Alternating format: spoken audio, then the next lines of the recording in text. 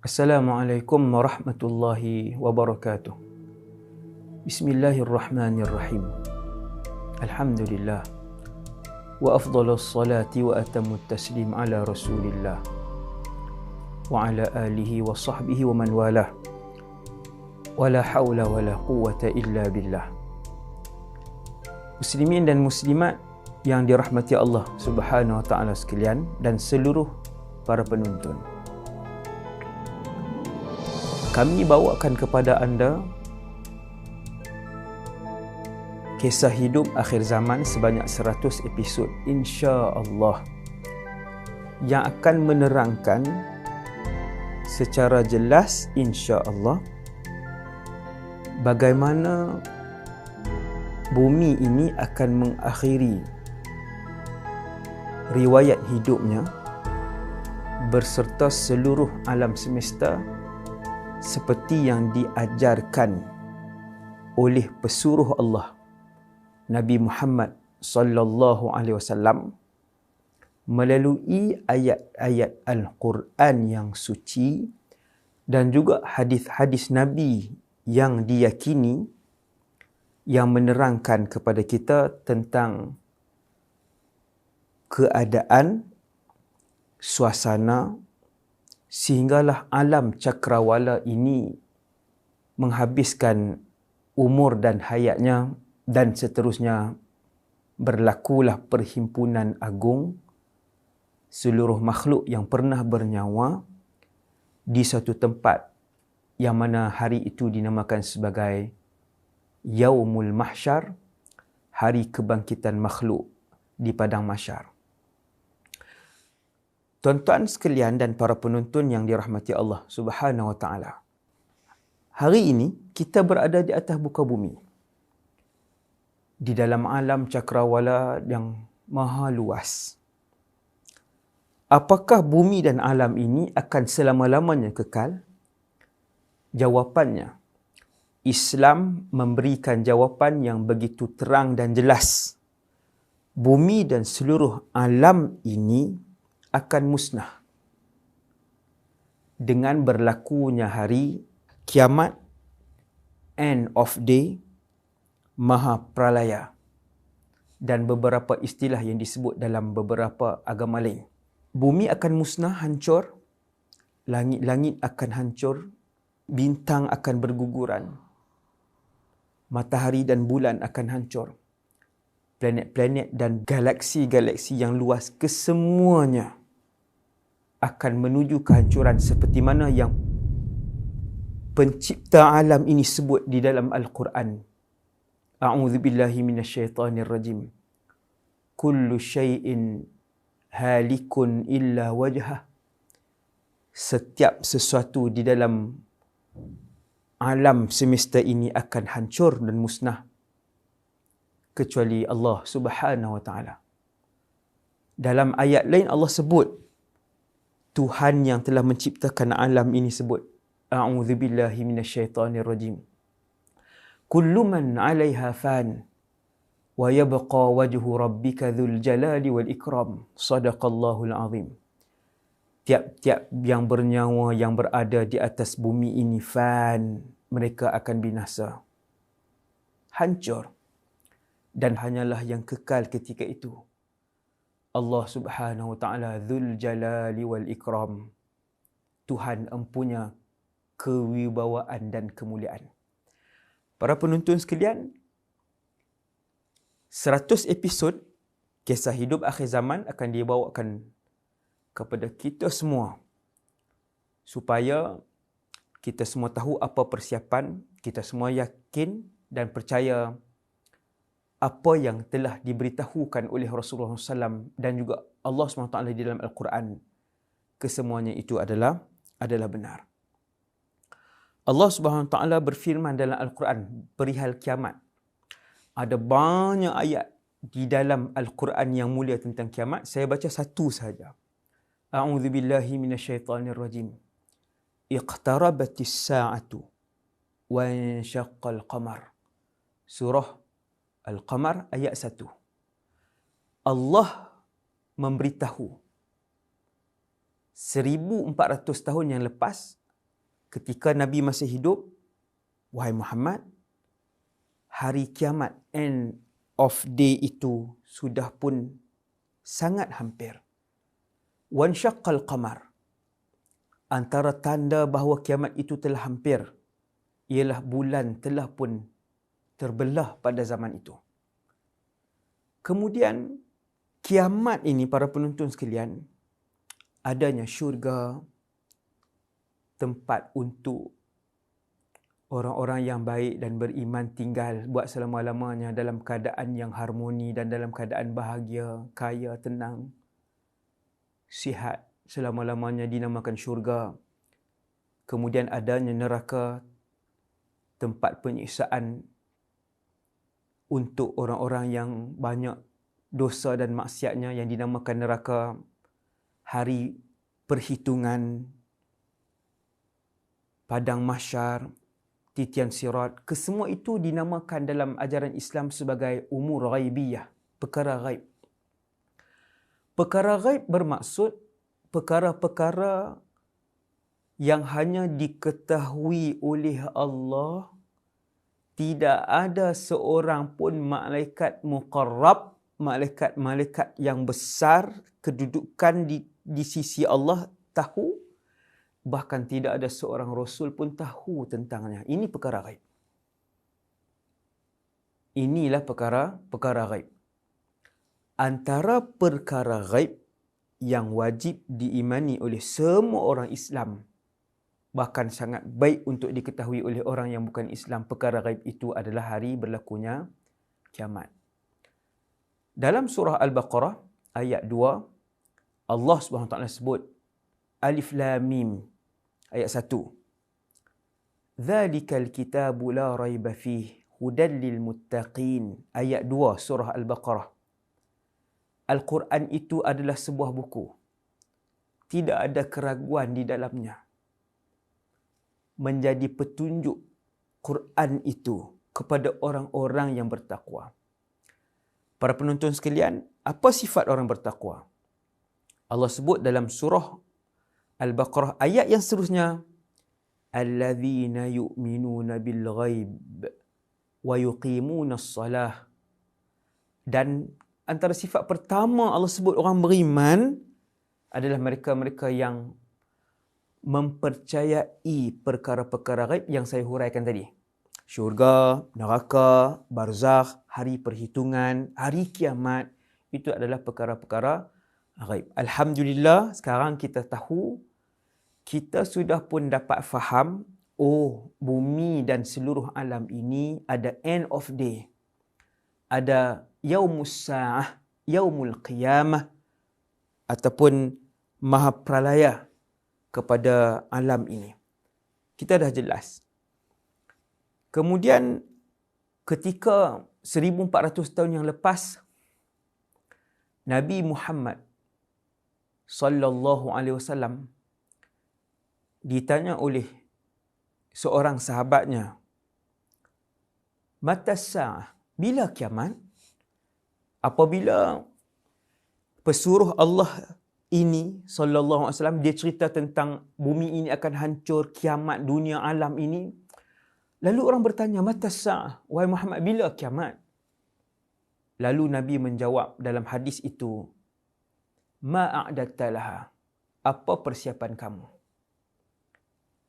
Tuan-tuan sekalian, para pendengar sekalian, kenapa Rasulullah tidak menjawab tarikh kiamat? Jawapannya dua. Yang pertama, kerana tarikh kiamat itu adalah perkara ghaib yang hanya diketahui oleh Allah Subhanahu wa taala sahaja. Dan yang kedua, tidak penting untuk kita tahu tarikh kiamat seperti mana pentingnya untuk kita membuat persiapan menghadapi kiamat. Oleh sebab itu, apabila ditanyakan soalan itu, maka pesuruh Allah, Nabi Muhammad SAW jawab, ma a'datta laha. Apa persiapan kamu untuk menghadapi kiamat itu? Nabi tidak memberitahu hari, Nabi tidak memberitahu bulan terjadi kiamat, Nabi tidak memberitahu tahun berlaku kiamat. Tetapi Nabi jawab dengan apa persiapan kamu untuk menghadapi hari selepas kematian ataupun hari ketika berlakunya kiamat nanti. Selepas kiamat bermaksudnya. Maka jawab lelaki ini, aku tak banyak solat, aku tak banyak puasa, aku tak banyak zakat, sedekah. Walakinni uhibbullaha wa rasulah. Akan tetapi aku mencintai Allah dan Rasulnya. Maka Nabi pun jawab, anta ma'aman ahbabta. Kamu akan berada dengan orang yang paling kamu sayang pada hari kiamat nanti. Hadis muttafaqun alaih. Para penonton sekalian, dalam hadis yang kedua tentang kiamat, tentang hari end of day ini, Allah menghantar malaikat yang bernama Jibril AS dalam berupa bentuk seorang manusia untuk mengajarkan urusan agama ini ketika Nabi Muhammad, pesuruh Allah, berada bersama dengan sahabat-sahabat. Datang seorang malaikat dengan rupa paras manusia, lalu bertanyakan tentang soalan apa itu iman, apa itu Islam, apa itu ihsan. Kemudian soalan yang keempat, malaikat itu tanya, wahai Muhammad, mata sa'ah, bila kiamat? Maka bila malaikat ataupun Jibril, ketua para malaikat itu, tanyakan kepada ketua para rasul, bila kiamat? Bukan soalan untuk belajar daripada Muhammad SAW, tetapi soalan itu untuk mengajar tentang hakikat kiamat. Maka pesuruh Allah Muhammad SAW pun jawab, mal mas'ulu anha bi'a'lama minas sa'il. Dengan maknanya yang secara umum, orang yang ditanya pun tidak tahu tentang tarikh kiamat, dan orang yang bertanya pun tidak tahu tentang tarikh kiamat. Tuan-tuan, inilah perkara ghaib. Tidak ada seorang makhluk pun tahu tentang perkara ghaib. Tidak seorang ketua malaikat, tidak seorang ketua rasul. Akan tetapi, atas dasar kasih sayang dan ihsan Allah, Maha Penyayang Allah Subhanahu Wa Taala, Allah bagi tahu kepada Rasulullah SAW, aku tak bagi tahu bila kiamat, tarikh bulan, tetapi aku bagi tahu tentang tanda-tandanya. Para penonton sekalian, alam ini sudah lama. Alam ini sudah lama usianya. Kalau tuan-tuan baca tentang ilmu angkasa lepas, astronomi, kita akan melihat bahawa galaksi-galaksi di bumi ini berusia sehingga mencecah bilion tahun. Subhanallah, subhanallah. Maha suci Allah. Betapa lamanya alam ini. Bilion tahun usia alam ini. Kemudian baru datang manusia yang pertama, iaitulah Adam. Tanpa ayah dan tanpa ibu, yang diciptakan oleh Allah SWT. Baru datang manusia yang pertama. Adam adalah manusia pertama, dan dia adalah jenis makhluk yang terakhir yang diciptakan oleh Allah. Bintang dah wujud lama, dinosaur sudah wujud lama, bumi dah wujud lama, cakrawala sudah wujud lama, angkasa lepas sudah wujud lama, jin sudah wujud lama, para malaikat sudah wujud lama, syurga dan neraka sudah lama diciptakan oleh Allah. Antara bangsa makhluk yang terakhir adalah manusia. Sekitar lebih kurang 10,000 tahun yang lepas. Lebih kurang. Nabi Adam diwujudkan. Allah menghantar Nabi Adam sebagai pesuruhnya yang pertama untuk bagi tahu kepada seluruh jin dan manusia apa kehendak Allah mewujudkan jin dan manusia di atas muka bumi ini. Sebabnya semua makhluk tidak akan disoalkan tindakan mereka, akan tapi makhluk yang akan disoal tindakan mereka ni ialah jin dan manusia.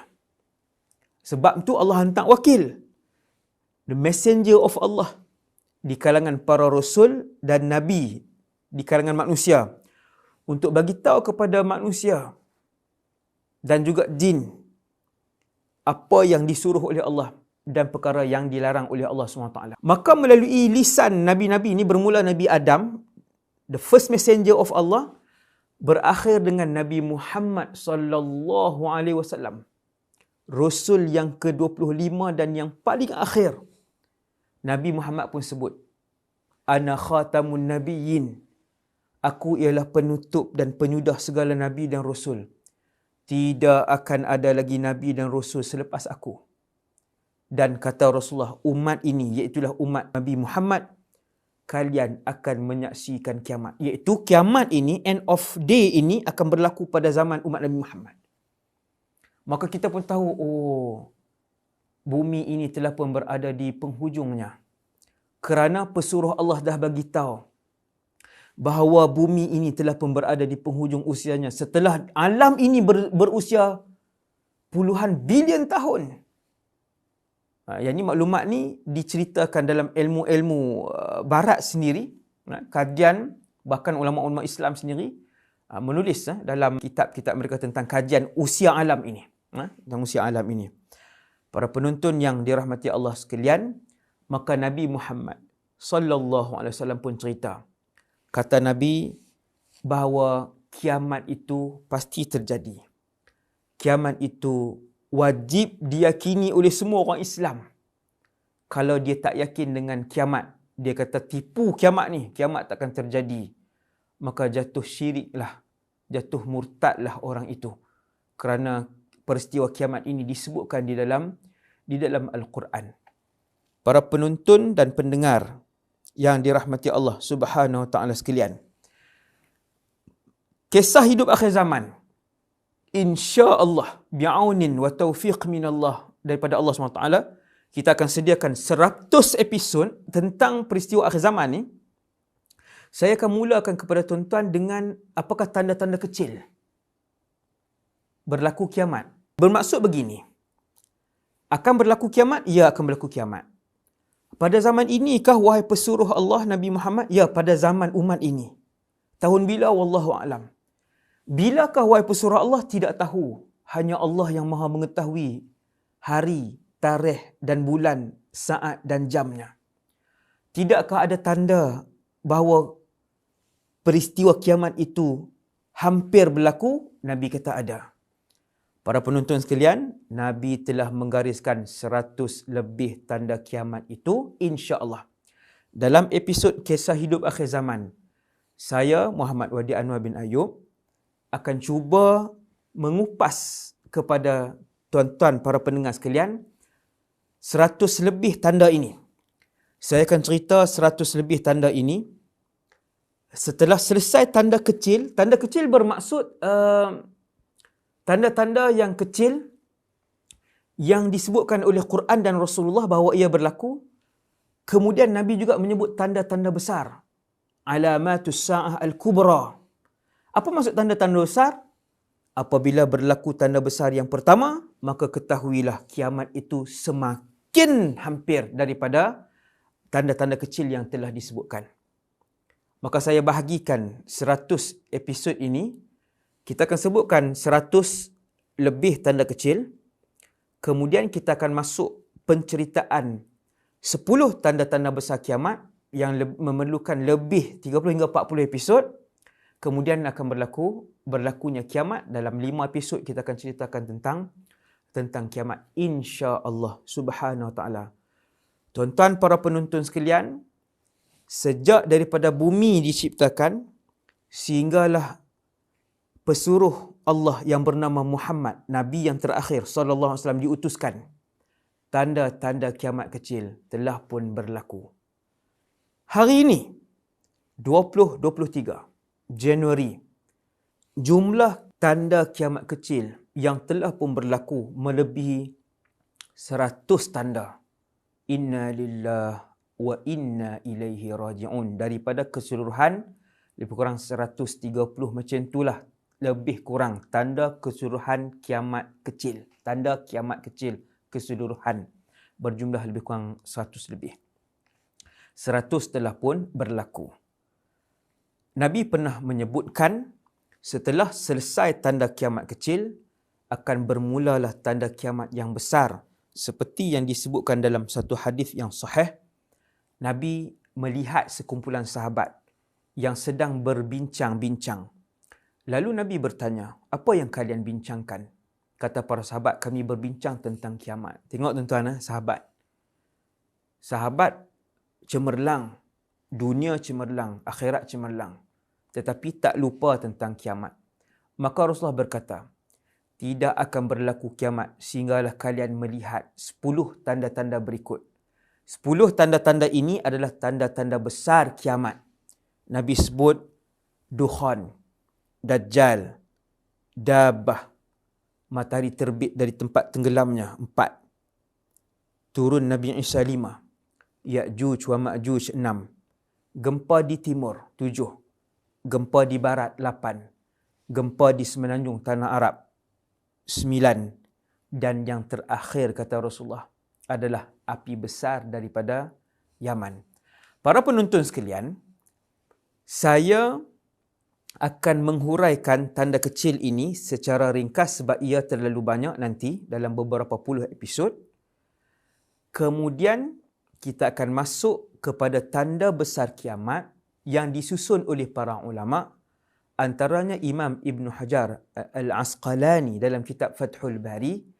Kata Imam Ibn Hajar, setelah selesai semua tanda-tanda kecil yang 100 lebih ini, kemuncak kepada keseluruhan tanda kecil ini ialah, tuan-tuan sekalian, kemuncak kepada keseluruhan tanda kecil ini 2. Yang pertama, emas terzahir di Sungai Furat.